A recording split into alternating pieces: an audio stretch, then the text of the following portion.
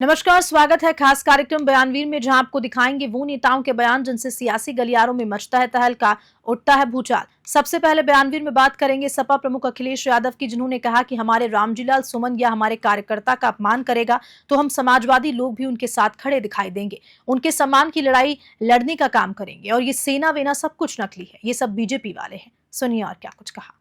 और ये सेना वेना सब नकली है, याद रखना। हिटलर ने भी बनाई थी एक ट्रूपर।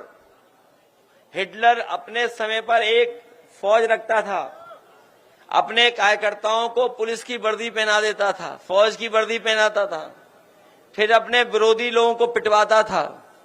उसका नाम था ट्रूपर्स, कहा करते थे उसे।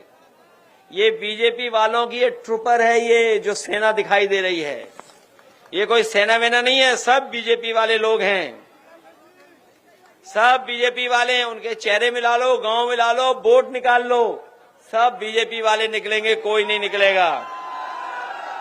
अब बयानवीर में बात करेंगे कांग्रेस प्रवक्ता पवन खेड़ा की, जिन्होंने तंवर राणा मामले पर क्या कुछ कहा, सुनते हैं।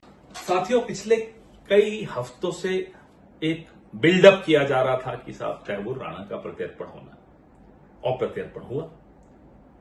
पिछले 1.5 दशक से जिन एजेंसीज ने इस दिशा में बहुत मजबूती से कदम उठाया, यूपीए की सरकार के वक्त जो कदम उठाए गए, और उन्हीं एजेंसीज ने इस सरकार के तहत भी उन्हीं कदमों को और आगे बढ़ाया, उसके लिए बहुत बधाई के पात्र हैं।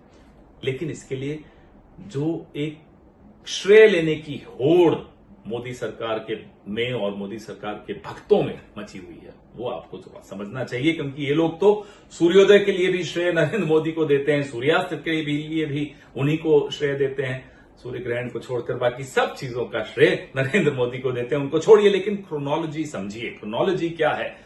अक्टूबर 2009 में डेविड हेडली और तंवर राणा डेनमार्क के कोपेनहेगन में आतंकी हमले की साजिश करते हुए पकड़े गए। जब वो पकड़े गए तो यह खुलासा हुआ कि मुंबई के 26/11 के हमलों में के भी यही जिम्मेदार हैं।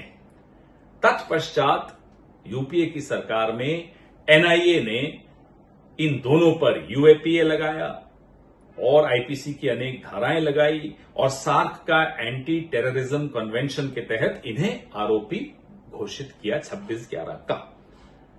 इसके बाद कानूनी प्रक्रिया चलनी शुरू हुई। अमेरिका में अलग कानूनी प्रक्रिया चल रही थी। अमेरिका ने 26/11 के मामले में इन्हें बरी कर दिया। तब यूपीए की सरकार ने, कांग्रेस की सरकार ने, मनमोहन सिंह की सरकार ने सार्वजनिक रूप से अपनी निराशा व्यक्त की।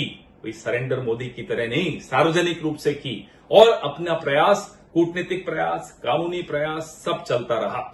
इसी दौरान नवंबर 2009 में जब कनाडा की सरकार ने, हमारी कूटनीतिक सफलता का मैं आपको एक उदाहरण भी देना चाहता हूं कि कनाडा की सरकार ने तमाम खुफिया जानकारियां हमें दी।